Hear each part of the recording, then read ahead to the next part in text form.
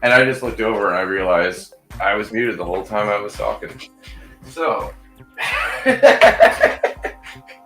yeah, no. So, welcome to the Tuesday Night Live, everybody. I hope you guys are having a good week so far. And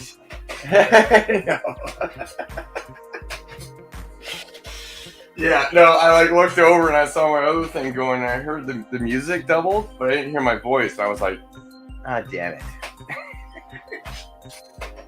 Anybody can come up and show your bro or hang out. How you doing, Cheryl? Hey, Bobby. Hey, Parker. Maine. Keep it growing. Tex. Hayes. Or Bubba. We got a good crowd in here so far.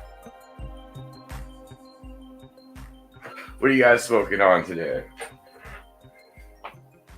Yeah, I did.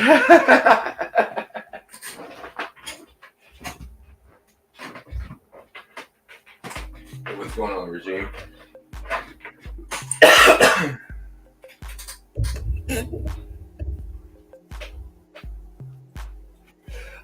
Oh yeah, no, mine go out in about half an hour, so I want to make sure my dead right here,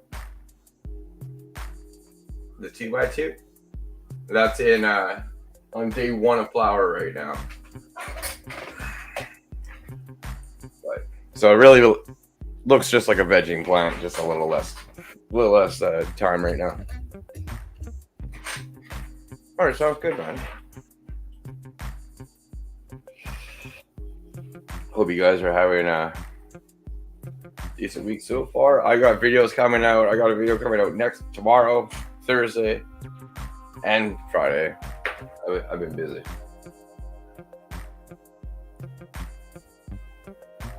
I got a new crop in soil now. Nice. That's awesome. That's always a good.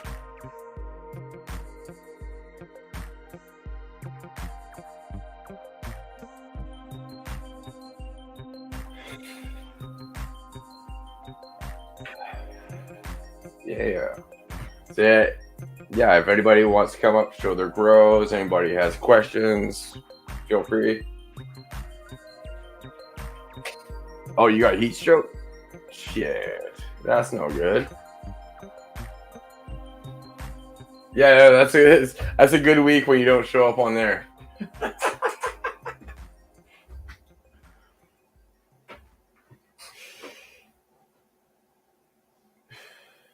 Oh, nice. You got the 4th one, hey?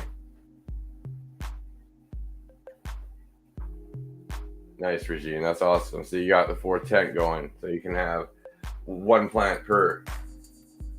Yeah, it's been really hot. I noticed that. It just started cooling down over here in BC this week, but it was hot up even for up here.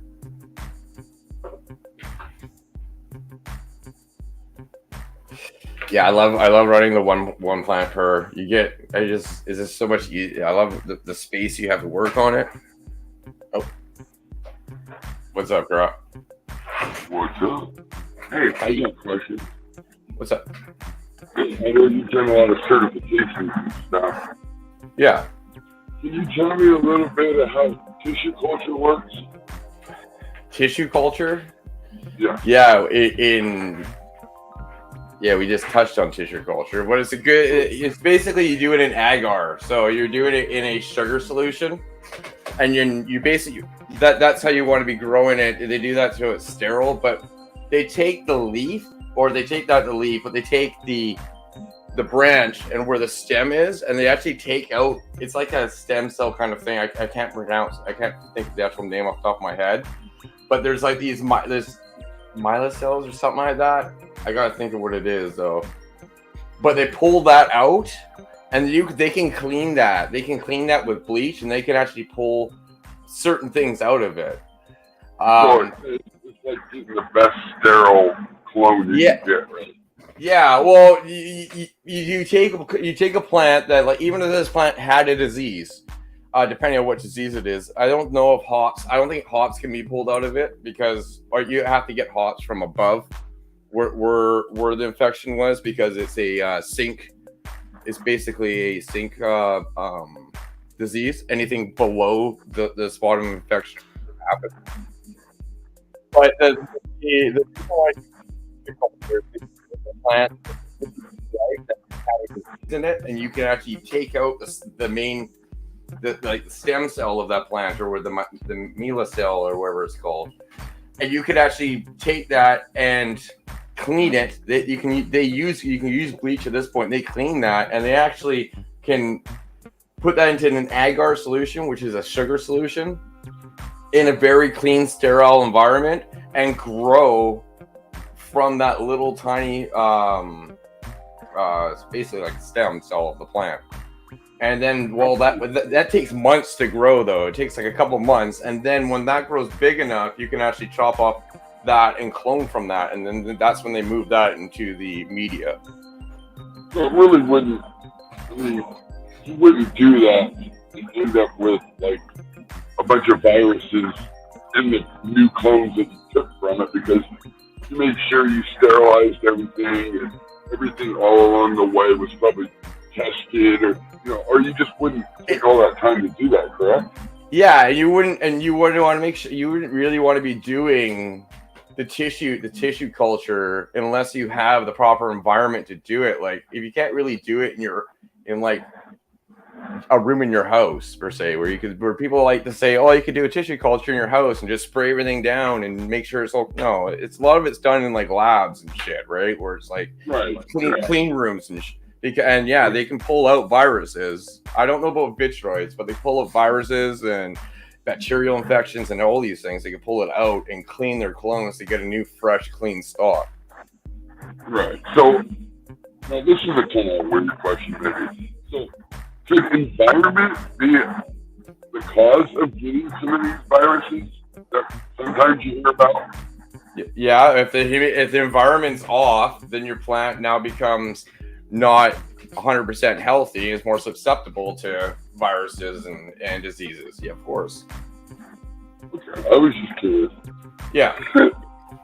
I think you know where I was going with all this. But yeah, I know where you're going. I know where you're going with it, and I know where the person makes mistakes a fair bit, so that's why they're having issues with it.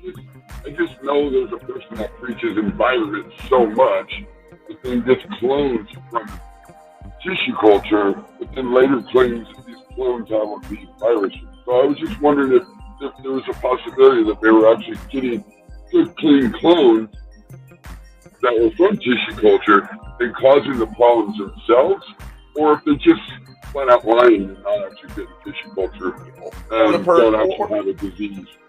Or the person is just doing their own at-home tissue culture, like, or whatever they want to call it, right? They're not really cleaning it properly. They're not thoroughly doing the job.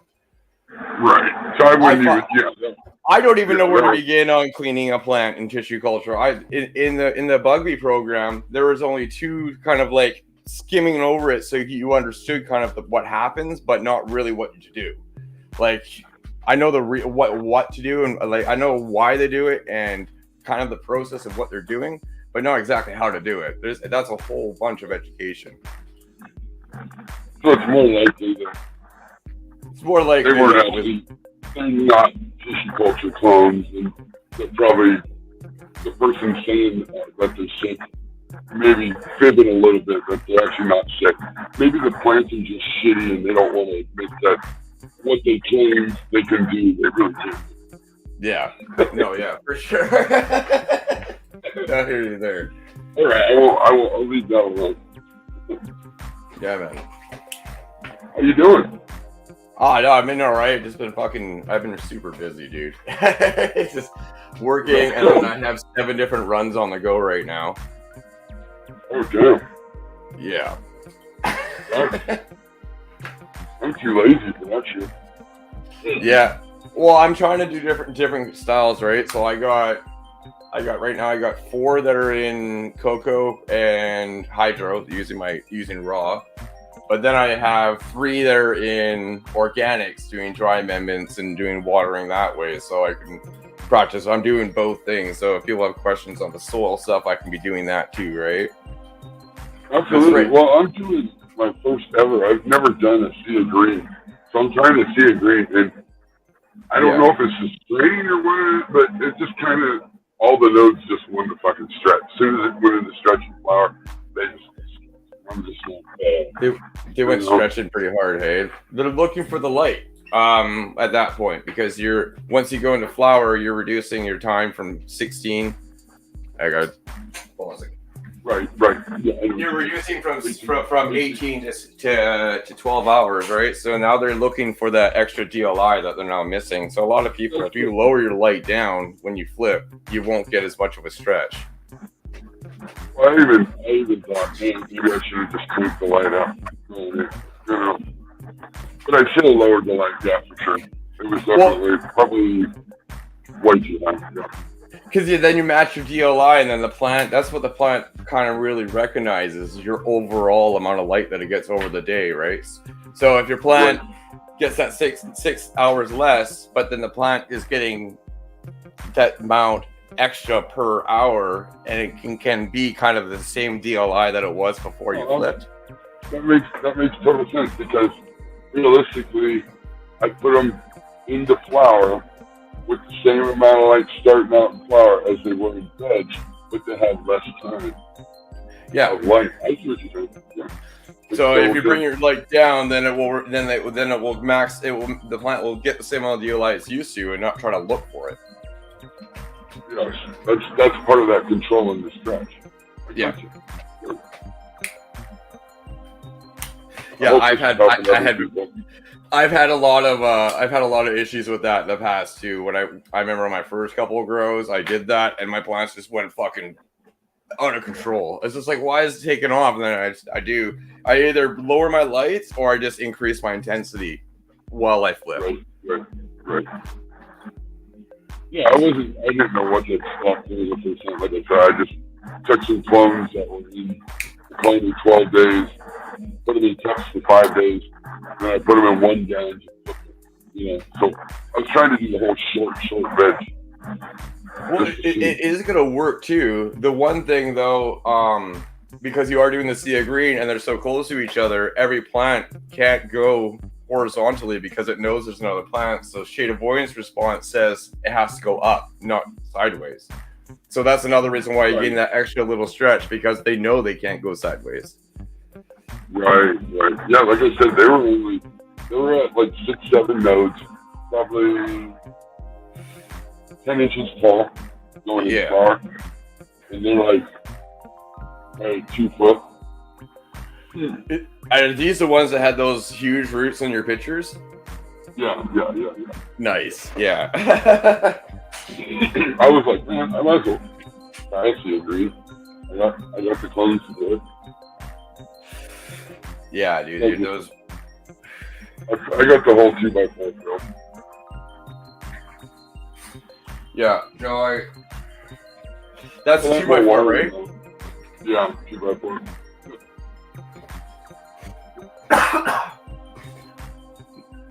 I just didn't control the stretch.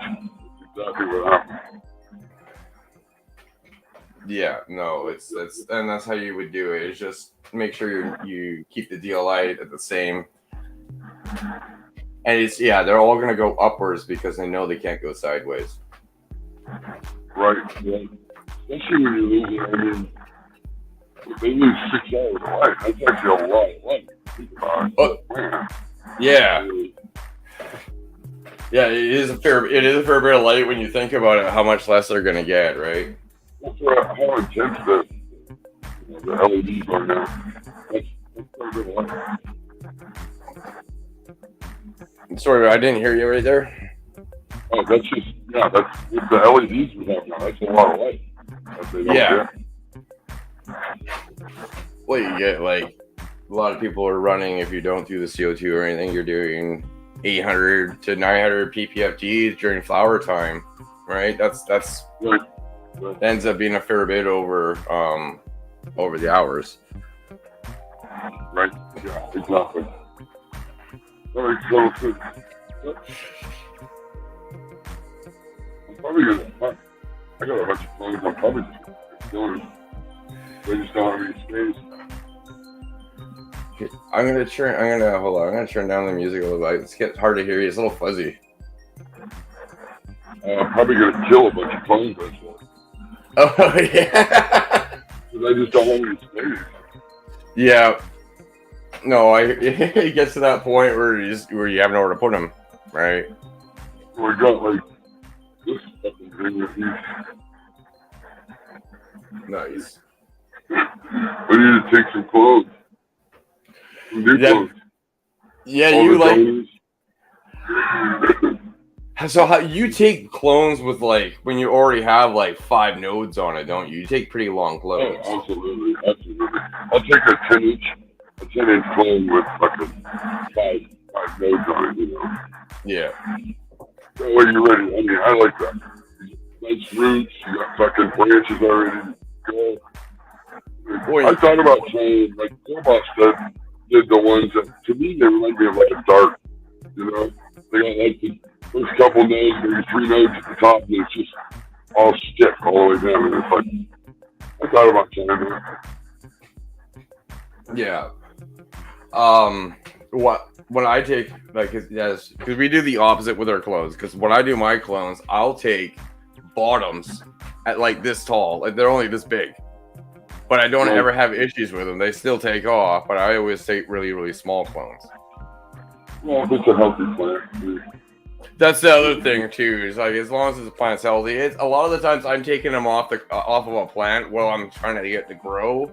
Whereas I think when you're taking your clones, you have a bigger plant that you're growing specifically to take a clone from. So you have these nice tops that you're taking them from. Where I'm taking them from the jagged, the small, like, ugly bottoms, right? Yeah. I mean, let's see. I mean, this plant here, like I said, this thing's. I mean, each fucking branch is ready to. There's long branches. Yeah. So I grow, you know, the whole thing's, you know, a big ass. Just nothing but. Because I can take 24 clones easy off a plant like this. Oh yeah, you can you see them all. You can see all the yeah. Some people can see, some people can't. But sometimes I don't know if you can really see it on my camera, but you'll see the 2 layers. You know, you'll see the two canopies. You know, you got your clones up here, and then you got your secondary clones that are all the way down here. You take your clones all off the top, then your next one comes right up. Yeah, that's the only one I can see right through it. I can see where you're going to be taking them from. Yep.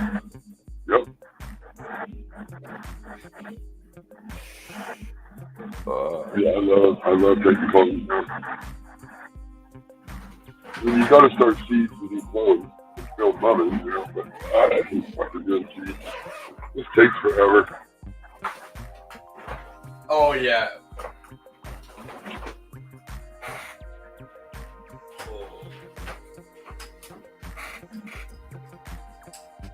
And then I had my first strain ever that I grew up. All the bud is nothing but foxtail. It's weird. Weird as shit. Oh, foxtail? Yeah, it's nothing but foxtail. The bud's all the way up.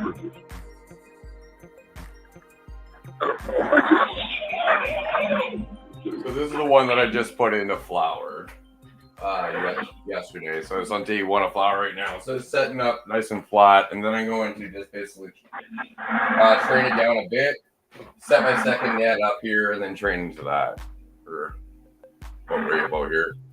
I'm gonna cheat.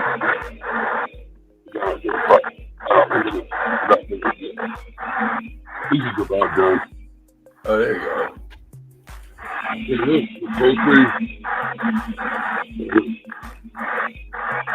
And what's your and your temperatures are they're not like high heat. Yeah. No. Totally, it could be genetics, man. There are genetic strains. Look at Dr. Grinspoon. It's all it is a foxtail, right? This is all. So what I'm gonna do is I bought bubble bags. I'm gonna make hash. Yeah. Yeah, you're gonna use it for hash. Somebody was telling me that the foxtail buds are the really good ones to use for hash because there's less dense surface area, you know what I mean? The buds aren't so tight and hard. You know, Yeah. you got more area to get inside the bud with the foxfire stuff or the foxtail stuff. Yeah, I can see that exactly what you were saying, how they're not dense because you can get around it. The water can actually get around it easier than trying to penetrate through a dense bud. Right. So I'm gonna give it a try. I'm gonna make some bubble hash and press it. Yeah, nice. Yeah, that's what I'm saving all my trim for right now is to make a bunch of bubble hash in the winter time. I've never done it, so you know I was always a plant killer, so I never had extra weed to play with, you know. So. Oh yeah, no, yeah, I see. I bought a magic butter machine. I just bought the bubble bags. I bought fucking so much different shit, you know, different strings. Do you have the washer for the bubble hash, or are you just gonna do like a paddle and a bucket? Yeah, I'm just gonna do a paddle. That's what I do. Make sure you use a paddle. What do you use a paddle? Use a paddle or something. Don't use anything like. I remember the first time I did bubble hash. This is not how you do it. The first time I did bubble hash, I used like a electric mixer, and I was trying to use that, and then I realized that I was just chopping everything up, and it was so fucking green. It was not good. So yeah, make sure you use something. I have the. You got a washing machine? Yeah, I have the blue washing machine for making bubble hash. If it goes well, of course I clone that plant. So if it goes well, I'm gonna fucking something to invest in, right? Something to invest in if it's something you like. Absolutely. But honestly, that's what I do. When I'm all done, I trim up my buds and I keep my good buds and all my larf and my trim. I throw into bags and then just toss into the freezer until the winter time. You don't want to wash it while it's still frozen because you don't want to have the frozen particles of your plant in there. You gotta want to let it thaw a bit before you do the wash. And when you do the wash, it's about the cold water. It's not about the ice. It's not about the ice smacking the shit out of it. It's about the 0 to 4 degrees Celsius water, or the comparable in Fahrenheit. That cold water is what breaks it. I was trying to watch Frenchie, but man, I can't understand him very well. It's hard to understand. Man. So I was watching Bubble Man, but they kind of say opposite things. The Bubble Man's like, oh yeah, there's certain kind of ice, and it gets in there, and it works really good, and it breaks it all. And I was like, wait a minute. Frenchie was just saying the ice is just to keep the water cold, and that's what's going to break it off. I thought you don't want a bunch of ice. Bubble Man is moving more to that now too. I think that was one of Bubble Man's first videos. 10 years ago? Yeah. Yeah. I think because Bubble Man used to be all about get your hash and make your rosin and this. Now the last thing I was watching with Bubble Man, he's like, don't even make rosin with your bubble hash. If you make it well enough, just smoke it as is. If you do it that, he's definitely changing his mindset now, and he might change. Because if you got a really good hash, and say you only pull like 90% back with the press, you just lost 10% of your really good hash, right? I mean, yeah. Yeah. I can see it doing it with the lower grade. I mean, I only got 4-bag kit, and I kind of wish I would have got a bigger kit. Because it only came with a 220, a work bag, a 120, 73, and the 25. And which kit is it that you have? It's the Vivo Sun. It's the Vivo Sun kit. I know Bubble Man's his actual kit. It has a whole bunch of different ones too, and his kits are warranted for life. If you get problems with them, they fucking as long as you buy them. The price on that? Oh, I know they're like $350. Yeah, I mean he has the lights that are like 100, but they're still $150. I use the bubble bag dude ones, unfortunately. They're like the straight rip off of him. I think they all work, you know. I just more wanted to tip some little tips. Like how everybody was complaining about emptying the 25 bag very in. And he did that little trick where he just kind of lifts the bag up real quick and all the water goes through the bottom. I was like, oh shit. Okay. Yeah. Yeah, no, I definitely love making hash. I mean, the yields don't seem the greatest, but well, you're washing your product more than once too. You're doing like 3 runs on the same thing. You're doing a quick run and then a medium run and another run, but you're still catching it in the same levels. A lot of times you don't get your big dump until your second time that you run the bubble hash. True. It's really weird how that works. You increase the time each run. Like they were saying, like he was saying the first run. Of course, this is 10 years ago. He was saying the first run do like 2 to 5 minutes, and then the next one maybe do 5 to 7. And then if you're gonna do another one, go ahead and do it for like 15. Yeah. You know. No, absolutely. I think Frenchie even goes even longer, but I don't know how many times it is really worth it at that point. Like I've done a lot of runs of bubble hash, but I haven't tried to dial it in yet until I make my purchase next in the wintertime, which is going to be a freeze dryer. Oh, but I wait on my tax return for that. Yeah, that's, I mean, they're expensive. Frenchie was washing like 5 times. I think I got up to what I was watching him like 5 times. He washed. Yeah. Of course, he was doing it on 2 different machines at a time. So he was doing each one. He was washing like 5. I mean, it was looking good. And then I realized he was making the patties to put in a freeze dryer. And I was like, oh, well, fuck, that kind of killed it. You know, that's why Bubble Man does the microplaning, and I kind of like that, the microplaning on the cardboard. Yeah. That's probably what I'll do. That's what this is for right here. So for microplaning onto the, but that was is that a lime zester? Yeah, basically yes. Yeah. So that's what I'm going to say. I just got to figure out how I'm going to do, the work bag. You put all the fucking material in. Well, when you're done doing your first wash, figure out what to do with that work bag while you're emptying all the other bags. You know what I mean? Like, put it in another bucket, but then you're going to have some of the shit. I guess you can dump that back into the other bucket and start your next run, but.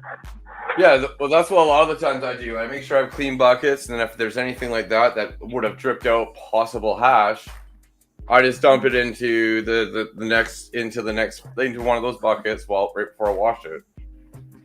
Right. Yeah, Organic's showing you his setup right here. Very similar. Yeah. Okay. Yeah. See, how much is one of those? I want to say like $150 at most. I think that was Canadian. I think was $150, so it'd be a lot even less down there. Yeah. That would be the shit, because then you get the work bag to throw everything into the machine. And yeah. And then the machines though. One thing that Frenchies suggest, and I've been doing too, and I've actually got better results, is not even using the G20 inside the machine. It makes a mess, and you got to kind of take it apart and clean it when you're done.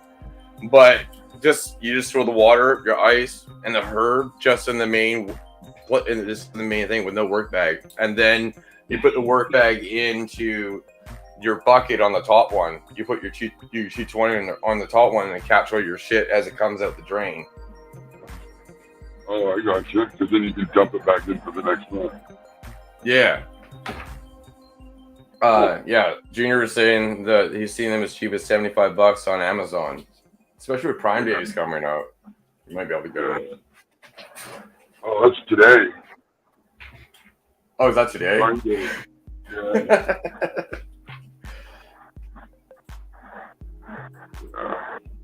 Yeah, that would be if it ends up working the way, because I don't know, I find it a hard time. If you get a nice fucking nug, I love my flowers, So when you get some nice nugs, it's like, when I want to wash it, it just smokes it, So, but when I grew this plant so grown the way it did, I was like, oh, I was hearing about everybody talking about that.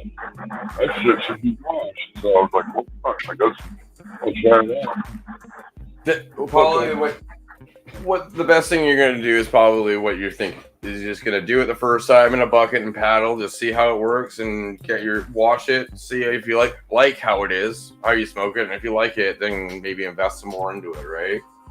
Right. Well, and I have the one outside plant that I won't ever smoke that flower, so that whole thing will be washed. You know, Yeah.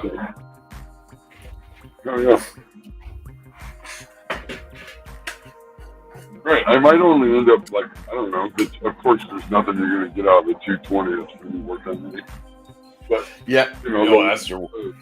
The shittier shit, maybe I'll just press it, you know? Yeah. Keep the 70 degrees.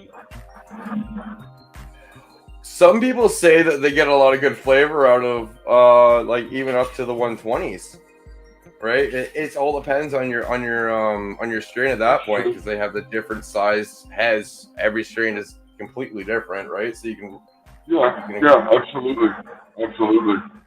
That's why I love listening to Frenchie of what I can understand, because he talked about the trichome. He gets so passionate. The trichome is getting like balloons and exploding, you know, like, holy shit. Yeah, no, it's awesome hearing the passion when he talks, for sure.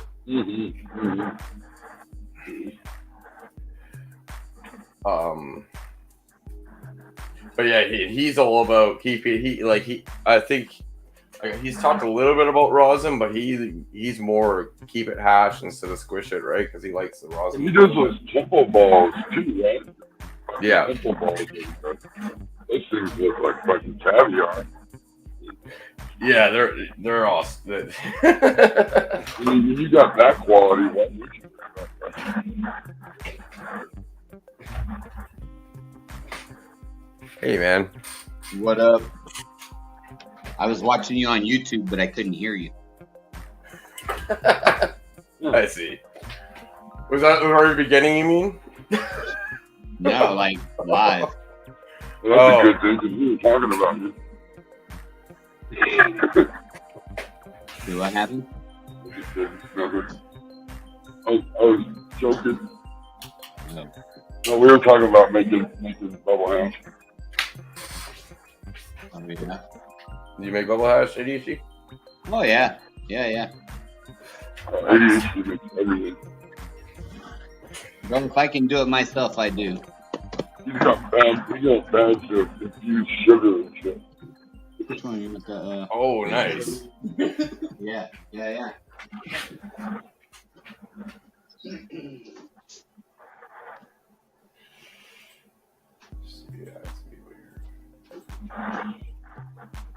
Yeah, like I was really tempted when I first started noticing my bag was box killing when it was so early. I almost cut it. I almost said, fuck yeah. You know, because you figure it's always going to be kind of larpy. I mean, oh yeah, you got Bubble Man bags? Yeah. Is that the 8 bag? Is that the expensive one, or the $350 kit, or the $150? No, that's the 300 and something. It's all colored. Yep. This is a bubble bag, dude. One. Yeah. That's it.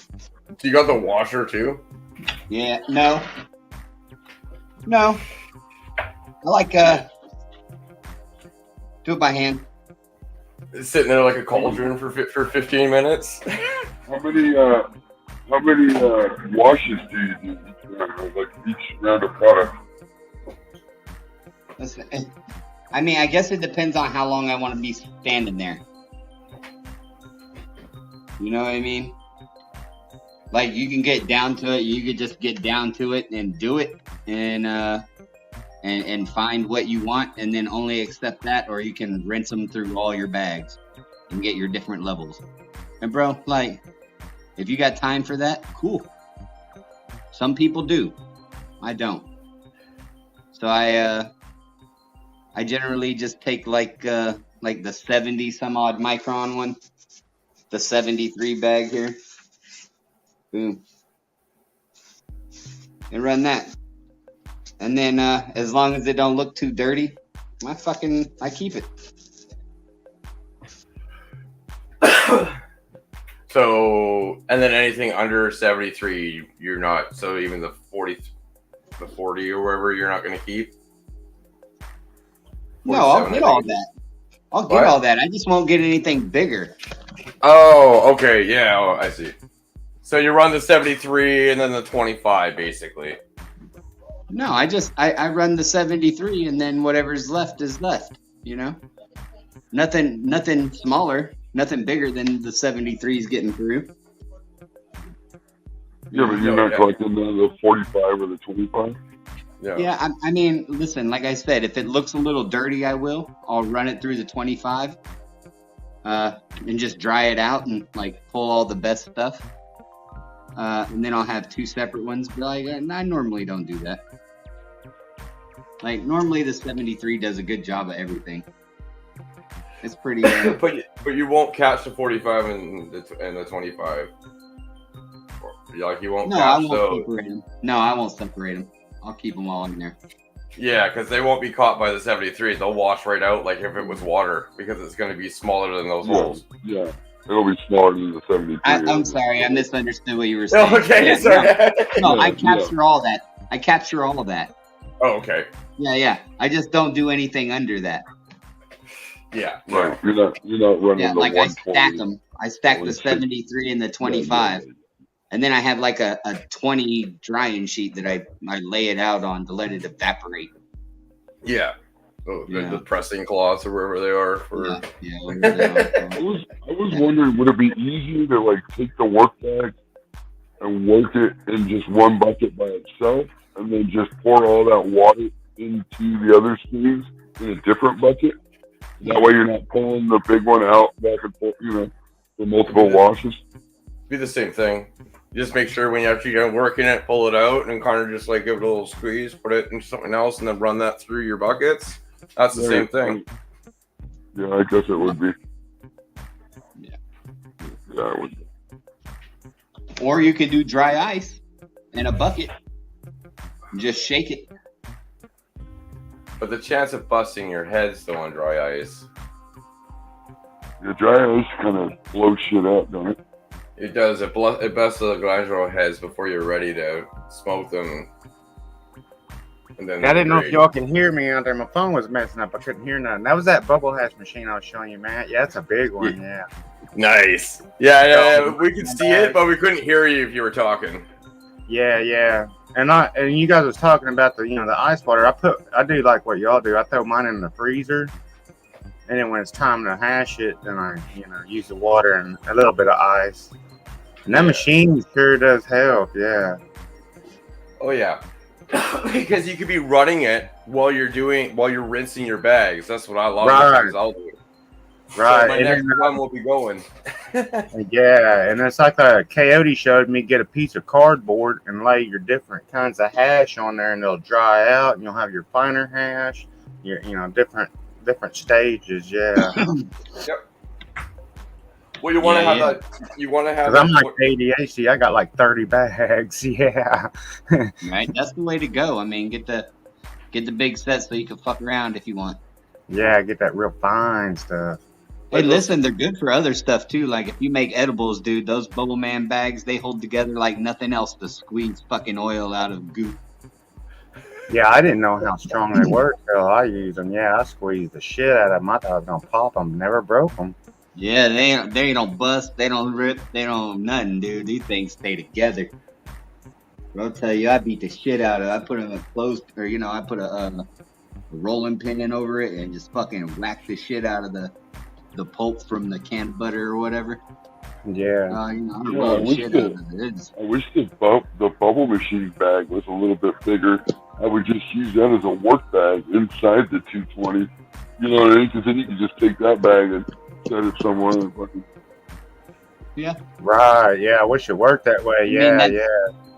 That's a good way to do it if you have a 5-gallon bubble bag and then a bunch of 1 gallons. Yeah. I have like the one from the Magic Butter machine. That's a 220.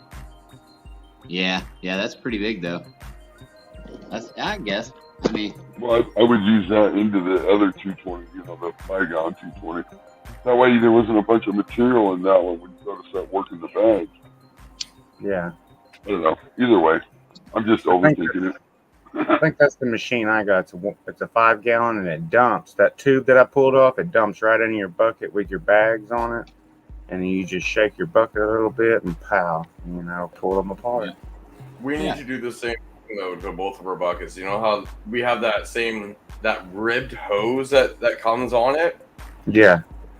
I have it on mine too. You gotta get a straight hose because that ribbed hose catches hash. I remember Frenchie talking about that thing and how it just catches hash and shit.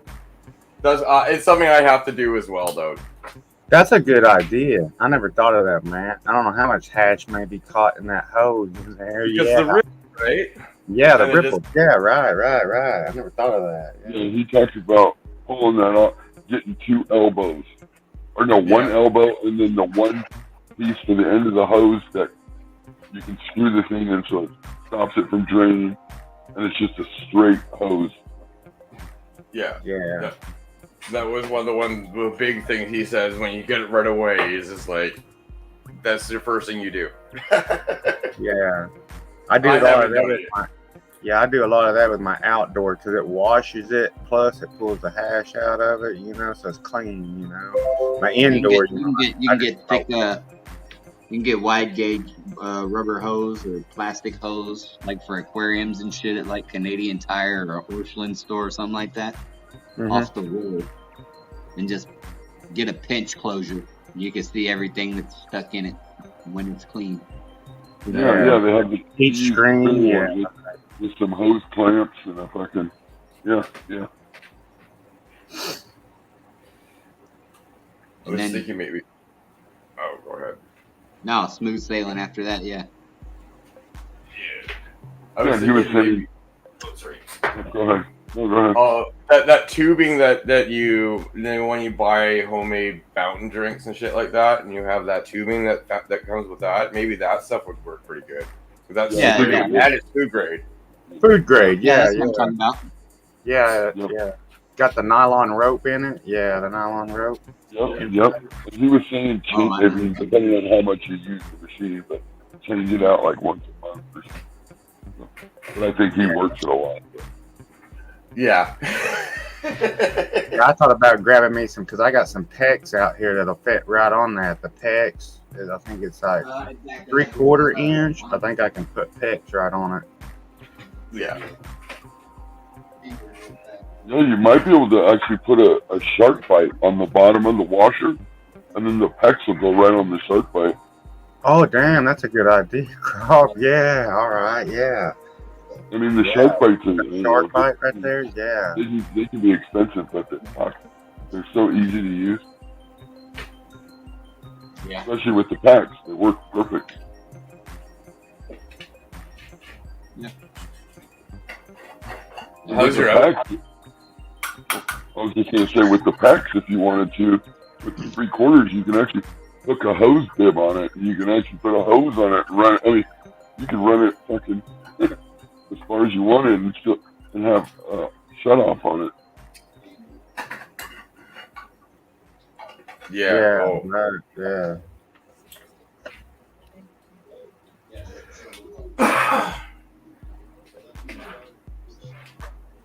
But I like it, yeah. It makes some nice hash. Yeah, that's what I want to full bubble, man. That old hash burns for a long time. It's hard to find a good hash kettle. Yeah. Like like Remo's got a good hash kettle. I'd like to find one like that. Probably got it like Morocco or something. Yeah, it's some fucking. I picked it up while I was in Madrid. Right. Yeah. Some Turks gave it to me. There was a cool hookah top that Frenchie was doing. I can't remember what it was called, but there was a video with him on it that was like used for the temple balls and shit that he did. It would like keep it like a perfect temperature in there.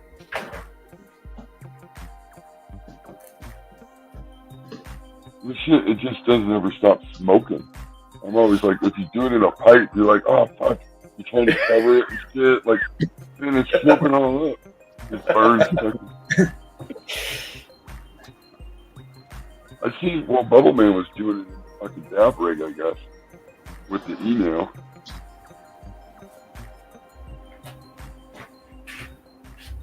Oh, yeah. Okay. Oh, for the hash. It's also because they're doing like Bubble Man's making full milk fucking bubble hash. So the stuff will evaporate just like a dab would. Yeah, that's what I want to do. Yeah, to get that good is exactly the goal. Yeah. You made it look so easy. Have you seen some of that Whistler Tech equipment that they use that he's part of? Yeah, some of that. No. I've watched him for a long time. Yeah. Nah, not me. I missed it. That's where John Bordeaux or whatever came from. Yep. I watched them guys back when they were using hair straighteners and shit to make rosin. Yeah, with the clamp on it. Yeah. I'm still experimenting on that. And then they went to the t-shirt presses. Yeah, the handle on them. Yeah. I got a 3-ton jack press. Yeah, you've been using that lots too ever since you got that set up. Hell yeah, I use it once a week. That mine's right there. Yeah, you got to really bigger. John, have you tried to press any of your hats? No, I haven't tried to press any of the hash yet. Yeah, I haven't tried any of that yet.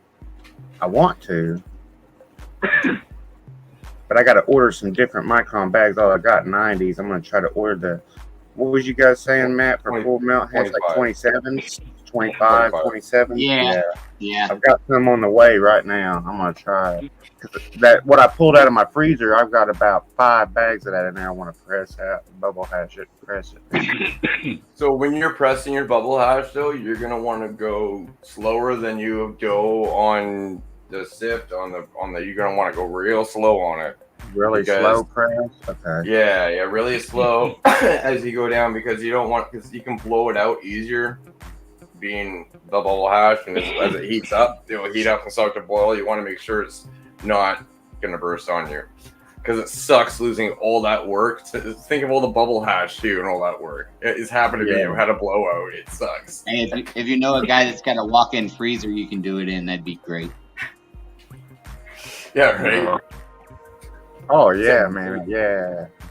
Oh, for making the hash. Like if you got a guy at a fucking gas station that owes you a favor, let it say, be like, bro, let me come in and do a fucking 6-hour shift in your cooler. Fucking, Yeah. It's probably where the freeze dryer comes in, right? When you freeze dry the shit, it's probably fucking no moisture at all. It's probably like Yeah, that's at the end, but in the processing part of it, the colder it is, everything the colder everything is, the better. Keep your fucking work spoon in the freezer when you're not using it. yeah. Right. Like wear a fucking jersey glove so that you don't transfer heat so fast to it when you're working. Yeah, that's the key, keeping it cold as you can. Knocking Yeah. truck off. Like yeah, that's if you're gonna do it, do it as best as you can to keep that bitch cold. Now I want to wash it. That's why I wait until the winter time because I live in Canada. I'm just gonna wait till the winter time and do it on my deck. Yeah. Go down on the porch. Yeah, just sit out there and just fucking Stick do the it. bucket in ice. Yeah. Stick the bucket in the snow. That's the way. Yeah, to make go. sure to do it on a snowy day, so I just put it slide it right in the fucking. Yeah. Yeah, that's, Do it January, Oh, yeah, February when probably. it's really cold. you did that It's like, big old bro, when I- bath with that dude. when I do BHO, I like for it to be like 82 degrees or better outside. You know what I mean? Oh, is it? You got to make sure it's warmer when you do. I've never done it. I prefer it warmer. That way it That's what the evaporates off faster. That's right. You know what I mean? Like It's the safe. colder it is outside, and the more moisture in the air, the longer the butane stays sitting in the soup. Do you have any way to purge it out, or any way to actually boil it out with? Yeah, you can double boil it out, but like you want it to at least like evaporate before you bring it into the house and shit. That way you don't have one of those fucking one of those low IQ moments.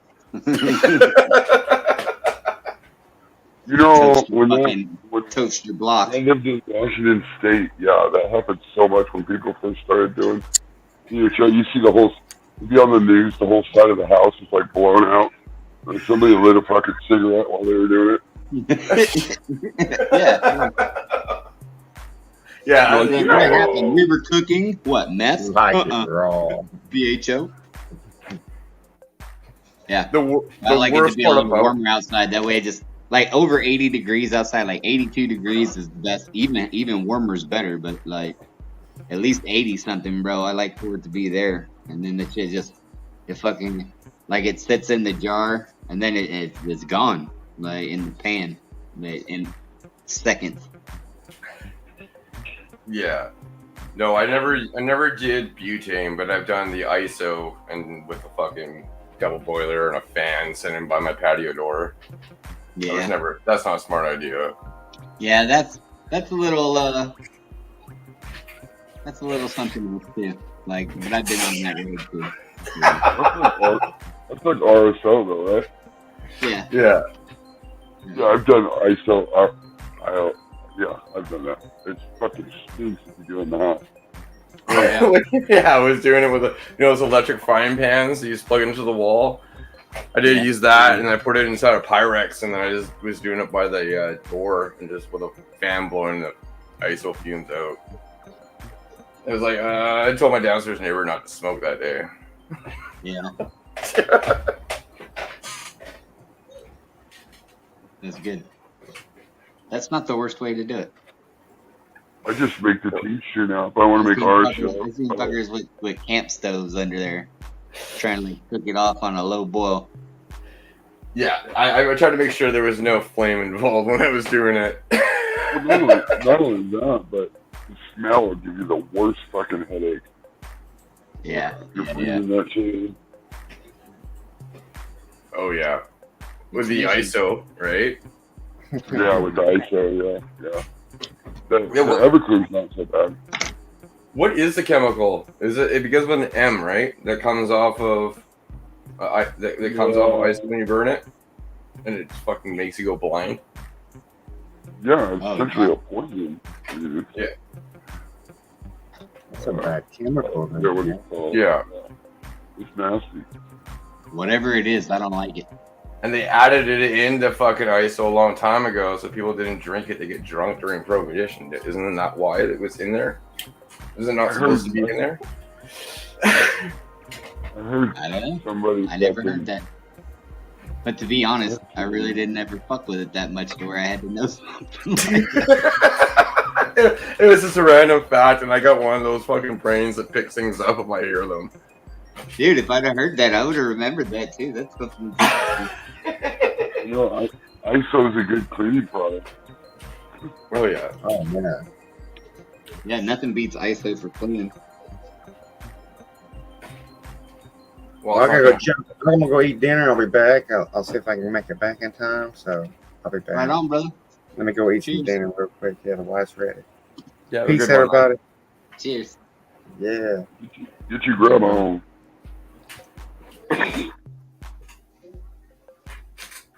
Yeah, it's Yeah, I'm looking forward to trying to do the cash frozen bubble hash. Yeah, it's fun, bro. It's an adventure.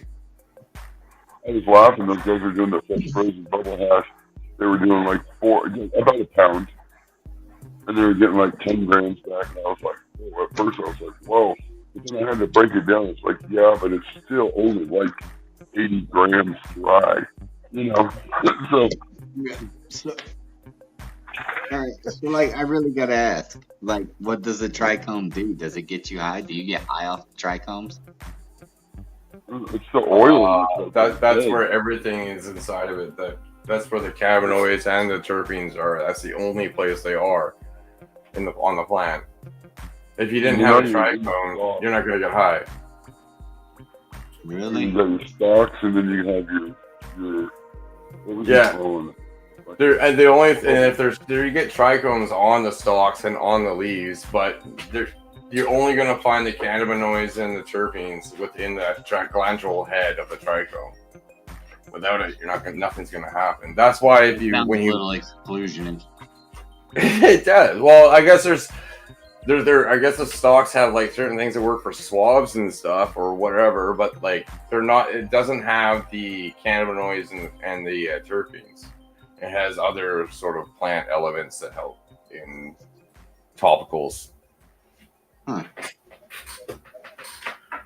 But yeah, you can if you look really closely at a stem, especially in flower, you'll see that there's even trichomes that go up the stem a little bit too. They're not the same as on the flower.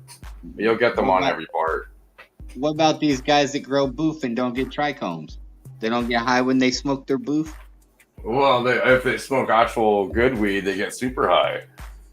I guess they make it high if they're used to smoking shit all the time. If you smoke grass every fucking day and then you smoke boof for the first time, you might get high.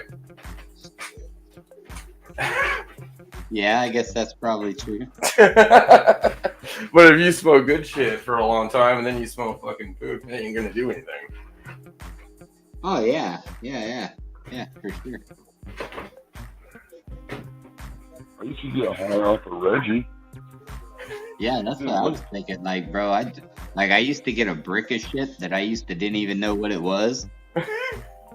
And I used to have to I used to have to shred it and then pick the seeds out of it. Oh, we used to be able to break a little chunk off. If you break a little chunk off, put one drip of water on it, put it in the microwave for like 2 seconds, it poofs into a big old fucking nugget.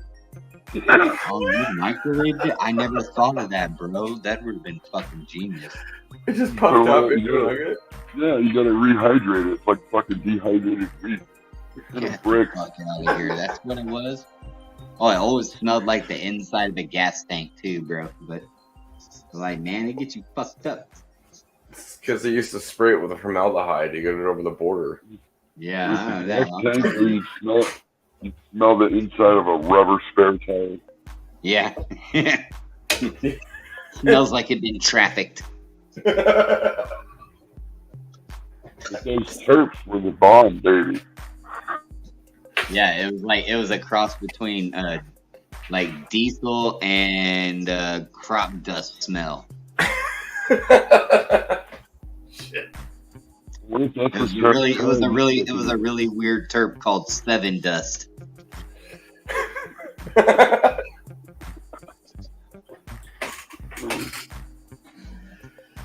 Oh, that's no bullshit. I guarantee you I probably smoked about 20 pounds of Seven Dust.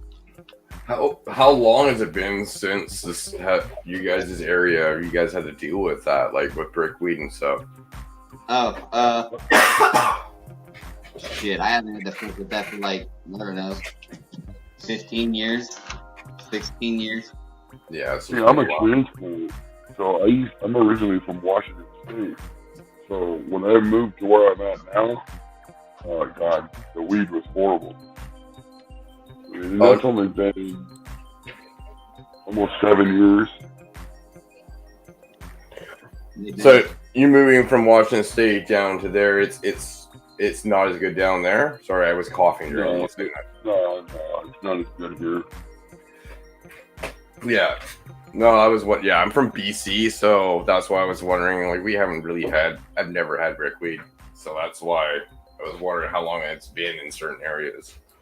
When we first moved here, that's when somebody was like, oh yeah, I can get like a half ounce for $100. I was like, oh fuck, that's a good deal. They brought it back. Oh god, you guys got Reggie? whoa, I haven't seen this shit since I was a kid. Like, damn, do you have some? Oh, it's good. It's like, oh.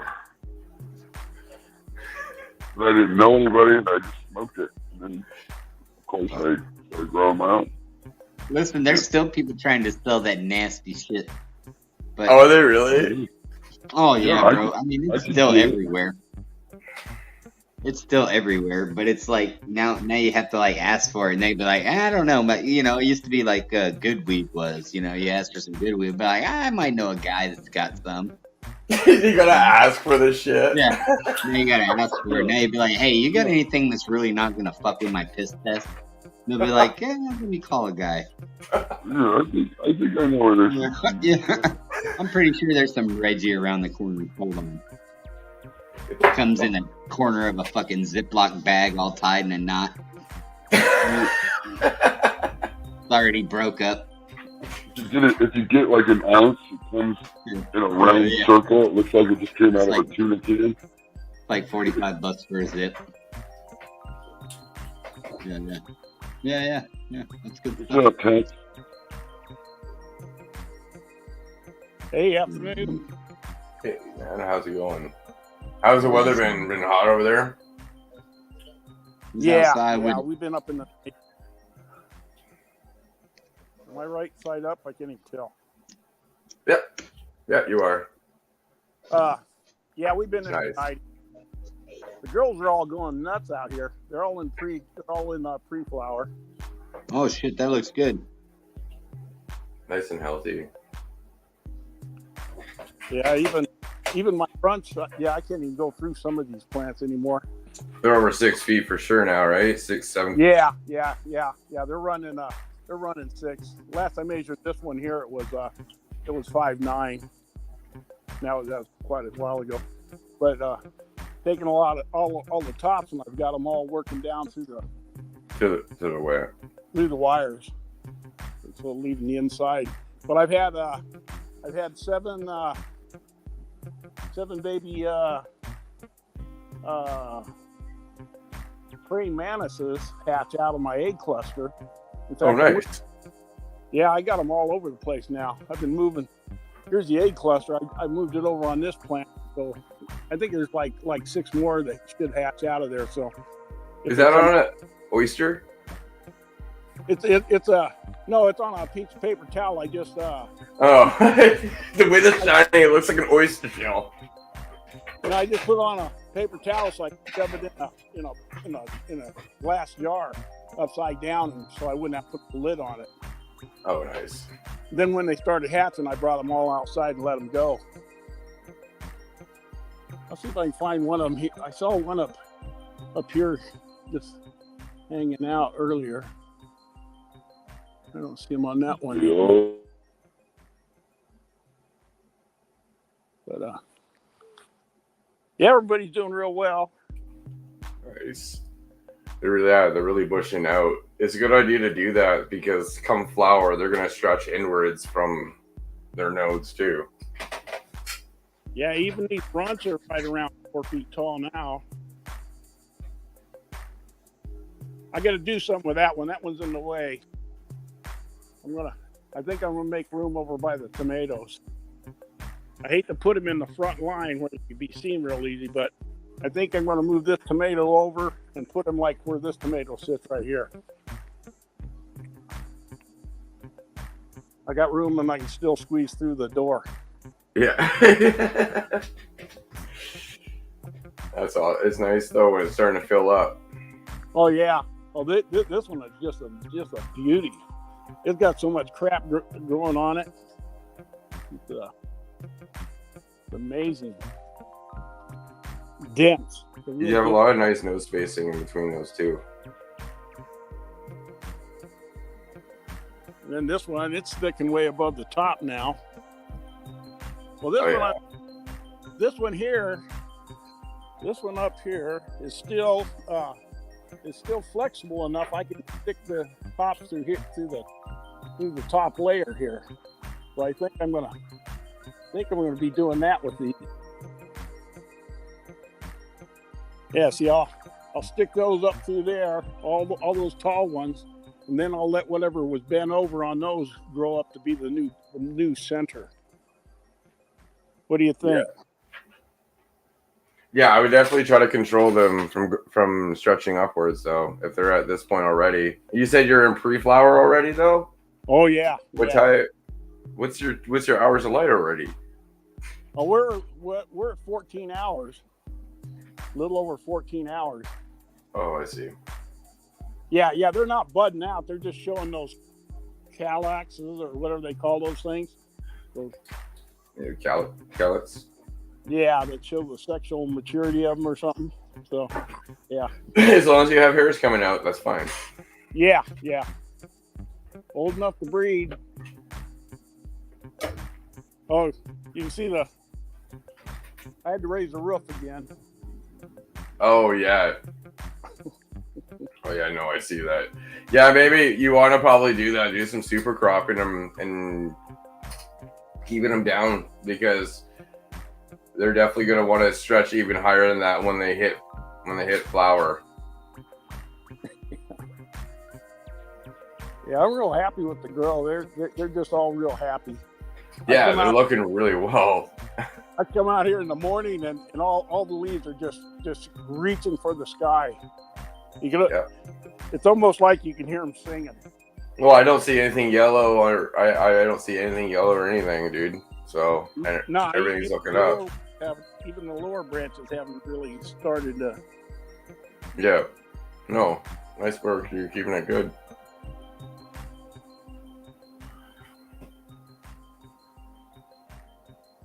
No, it's been fun. I can't believe these runts are growing so. Oh, this one here, I just got disgusted with it. I couldn't even get by it, so I just strapped it to the fence. Nice. It was just reaching out. Yeah.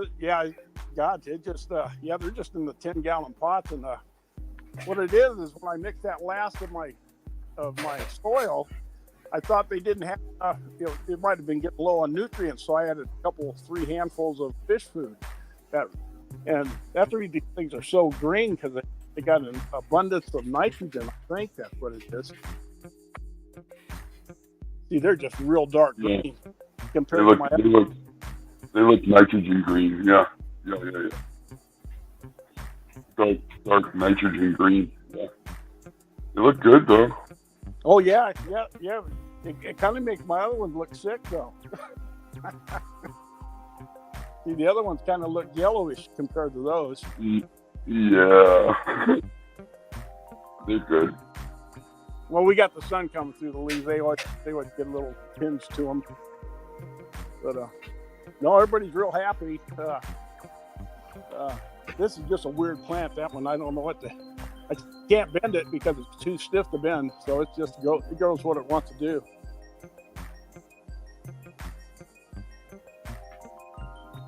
Yeah. So you can't super crop it, like give it a little pinch. No, these well, I don't know, but these stalks are just so stiff. Even the smaller ones are just really, really stiff. Yeah, see, this plant here is real flexible. Like, you can do all kinds of stuff with this one. But that one there would rather break than the. It's amazing. But it's all right. I got enough. Let this one grow weird. Well, this was that one that had those giant leaves on. It's still putting out the big leaves. Oh yeah. This is the one that had the big fan leaves. Yeah. The and she's growing tall. Yeah. Well, you get back here, it kind of looks like you need a machete when you enter in the mornings. Nice. It's looking like a nice place to go, though, man. Oh yeah, I can't wait for them to start getting the bud on them. They smell so good when you walk into these places. The early morning bud smell. Yeah, right. That's a nice thing. Yeah. Yeah, even these runts, they've got their pre-flower calyxes out. I had a little bit of on my potatoes. I had some aphids on the top. I just broke the top off, threw it down there on the ground, and stomped them into the dirt. And then I took a heavy spray of water and I washed everything off real heavy. So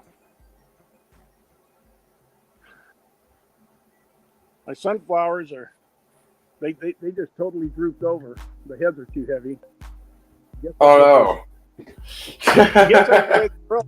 Well, this one's held up by the roof or by the top there, and this one over here, I got it. It's leaning over the top of that post. I put 2x4 up there to keep it from breaking off. But Yeah, that's what happens with the big ones sometimes, right? yeah, well, those heads are so heavy on those.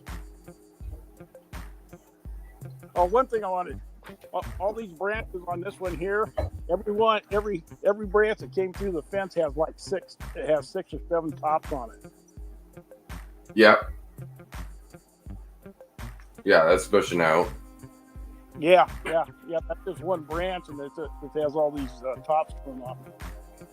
So that's kind of my favorite plant, but this one's a close second. They're all nice. Okay, well, It's outdoors. All a bonus. I mean, outdoors is magic. You know, you get to put them out there, do a little bit of work to them, and let them do their thing. That's going to be a lot of smoke. Hell yeah. Hell yeah. Hey, I really enjoyed the talk on the voice and all that stuff you guys are doing. Way over my pay grade, though. Yeah, it's fun when you start once you start to dial in on the grow, and then you start wanting to do extraction and stuff. It's fun to play with it because you can really get different results when you know what you're doing.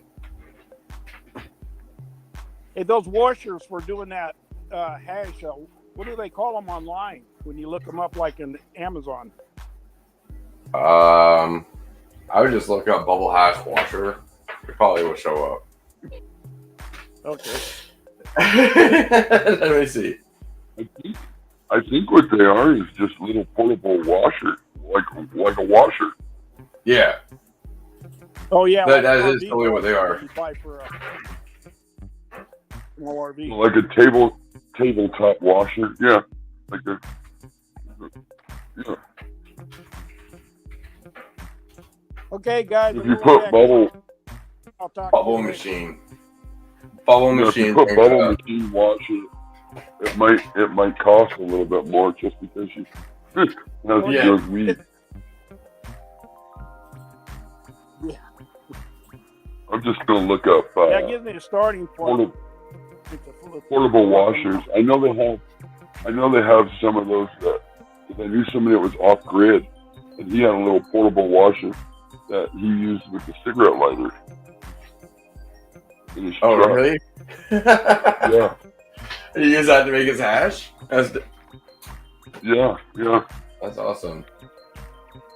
I guess it doesn't need that much power. Right. Well, the truck drivers probably have them for their trucks. Yeah, see, I all I type in is bubble machine and it pops up for me, but it's gonna give you that bubble bag, dude. Oh, yeah. One. Yeah. You can get it with a kit though. A lot of the times they have a kit with the bags and the wash machine. Yeah.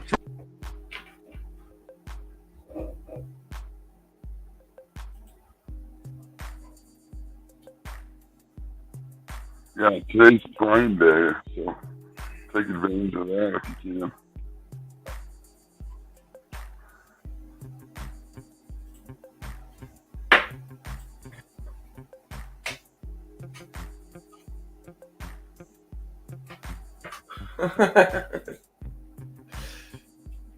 Nice, man.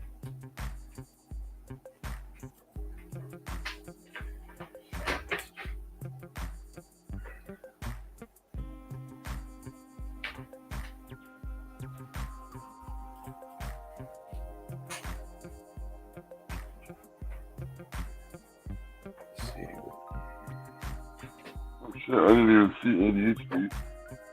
Leave. Oh yeah, I know. ADHD left as soon as. Yeah, I don't know where he did just leave all of a sudden.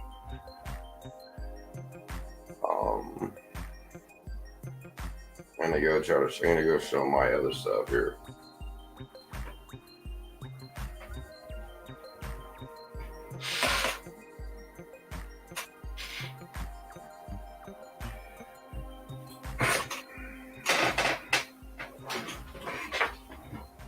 Oh, here he is. I had to switch devices. Oh, yeah. I always My have phone to, be dying, bro. Yeah, if I don't keep my phone on the charger, it'll die, or my phone gets really hot when it's on the charger. Yeah. Mine won't even charge. It says, sorry, your shit's too hot. Won't charge. Your phone dies. Okay. Sorry about that feedback. Yeah. Hey, Matt's phone. It's Matt's phone, everybody. Are we in your pocket? Oh, okay. Check it out. He's got on Hulk socks. He's got Incredible Hulk socks. Oh, there he is. Yeah.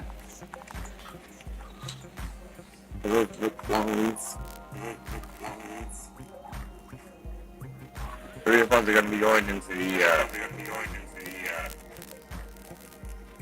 What's up?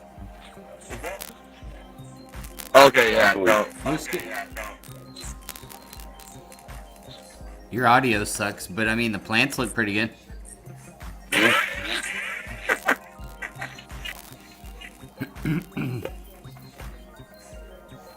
I hate those pots. I know you do. This one I might I like that pot. I like that pot better. Look, the plant even looks better. I'm going to try to get rid of that. That plant looks better than the other three. You just need to turn it facing due north. Yeah. Put it in the middle, it'll get twice as big as the other two.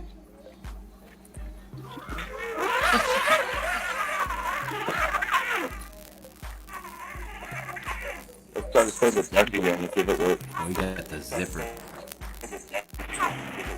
That was zipper porn. Oh shit. Holy shit.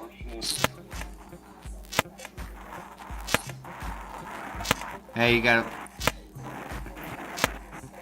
Hey, look, put it on the runners. Put it on the runners. The what?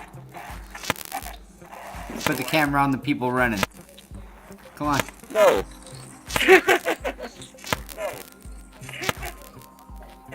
Put it on the people running. I want to see what the people running around town look like right now. Are they wearing shorty shorts? There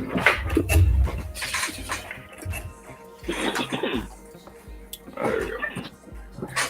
I'm not gonna put it on the people running. Why not? It's funny because it actually heard Just you be from like, my hey, phone. break through a bunch of potheads. I thought Canadians were supposed to be all fucking cordial and shit. They would have waved. They would have came and say, hey. Probably. But at the same time, when you said that, they looked.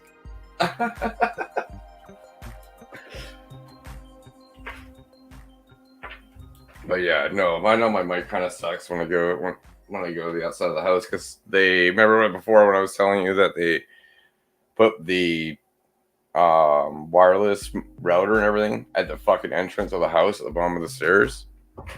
Right there in your shoe pile. That's where it is. That's where it is. It's right where all the shoes are.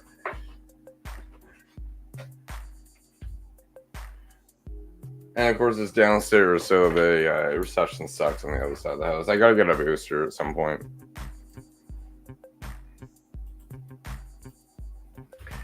But yeah, I fed those. I got a little heavy on the feed for those clones that were in the middle. That's why they were looking like that on the lower leaves.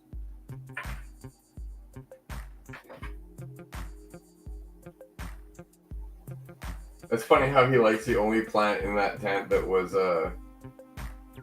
organic. The other two were synthetic.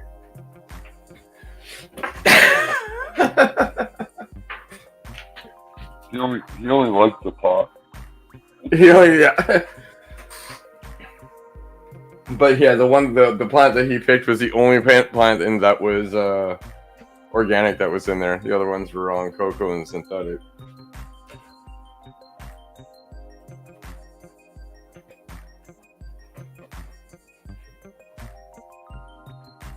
Does anybody else want to come up and show their grow?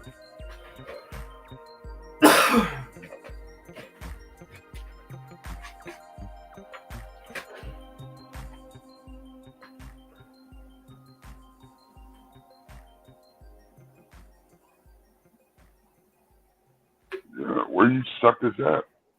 Come up and show your grow. I mean, if you need, I'll get off this, so you know, so you can come up and show your grow. I won't say anything. I'll tell you. But Matt will.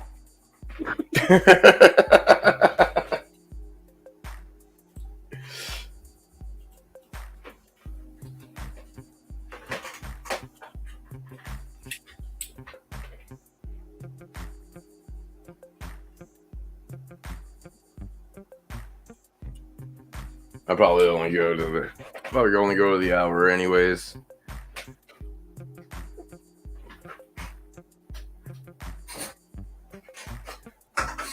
Yeah, give somebody a chance. If you don't, then don't. Maybe next time. I think we hit on some good topics. Anyway, we talked about making bubble hash. We talked about a little bit about tissue culture.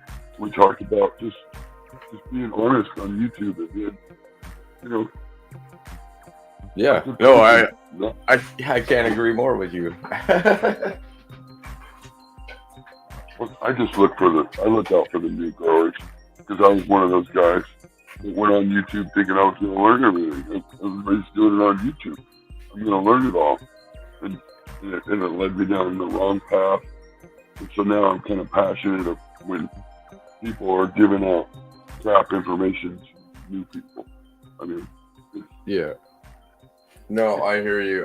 When I started trying to learn how to grow, I was paying attention to the wrong people, i.e., like Mr. Canucks. Absolutely. CLTV, all these. Right. It's just people that are going to steer you the wrong way.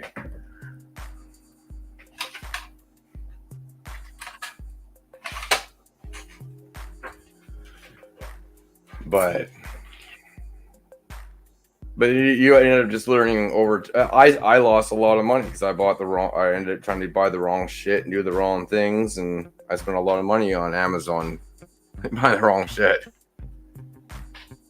Absolutely, we all had those piles of shit that we were like, "Oh my god, I never needed that." Yeah.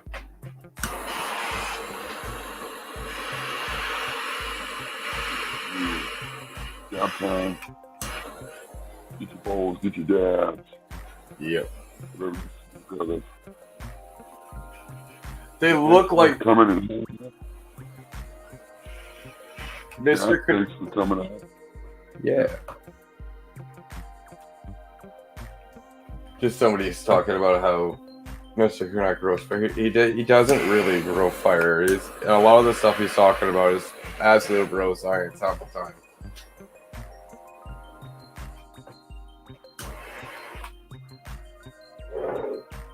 These guys have just been on YouTube a long time, so they've gotten all the followers from the beginning. Yeah. Oh, for sure. You ain't doing that nowadays. You're not doing that nowadays. You're not getting that kind of you're not on YouTube. Somebody will call the cops on you before that. Right? And it'd probably be somebody that doesn't want you to be up there as well. Right, and it's somebody that's in your circle that you think throw me.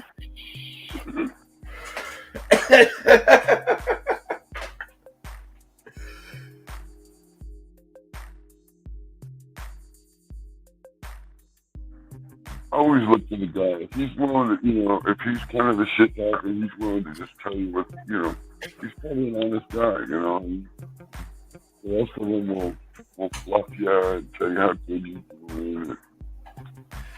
That's not good. Yeah, I don't understand all the cop calling nowadays. It's a bunch of bullshit. How old are we? It's really ridiculous. Over internet stuff. Exactly. For no reason besides this to fucking be fucked. Crazy. But yeah, looks like about 4 minutes left. Yeah, man. Thanks for everybody showing up.